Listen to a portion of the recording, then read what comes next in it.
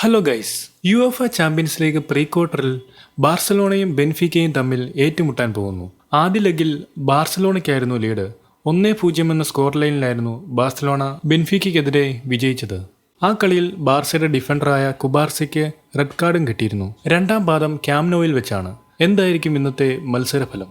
Benfica വിജയിക്കുമോ അതോ Barcelona വിജയിക്കുമോ?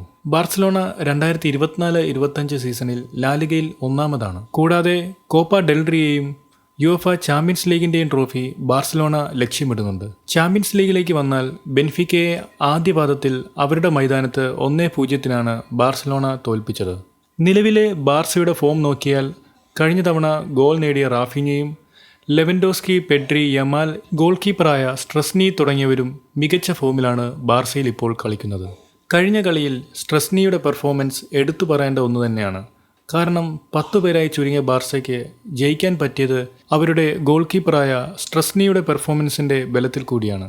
ബെൻഫിക്കയെ സംബന്ധിച്ച് എത്ര ഉയർന്ന ഡിഫൻസിനെയും വെള്ളം കുടിപ്പിക്കാനുള്ള തന്ത്രം അവരുടെ പക്കലുമുണ്ട്. കരീം അക്തുർകൊഗ്ലു, വാങ്കലിസ് പവലിഡീസ്, സെക്കി അംദോനി തുടങ്ങിയ പ്ലെയേഴ്സ് അടങ്ങുന്ന ബെൻഫിക്ക ടീമും അപകടകാരികൾ തന്നെയാണ്. ബാർസലോണയുടെ ഹൈലൈൻ ഡിഫൻസിനെ പ്രയോജനപ്പെടുത്തി സെറ്റ് പീസ് മുതലാക്കാനുള്ള ശ്രമവും ബെൻഫിക്ക നടത്തിയേക്കും.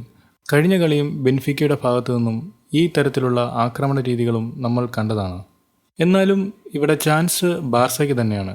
കാരണം അവർ ആദ്യ പാദത്തിൽ 1 ഗോൾ ലീഡെടുത്താണ് സെക്കൻഡ് ലെഗിലേക്ക് വരുന്നത്. കൂടാതെ അവരുടെ ഹോം മാച്ച് കൂടിയാണ്. മാത്രവുമല്ല, ഹാൻസി ഫ്ലിക്കിന്റെ ഈ ബാർസലോണയെ അത്രയേറെ കാറ്റലോണിയൻ ആരാധകർ വിശ്വസിക്കുന്നുണ്ട്.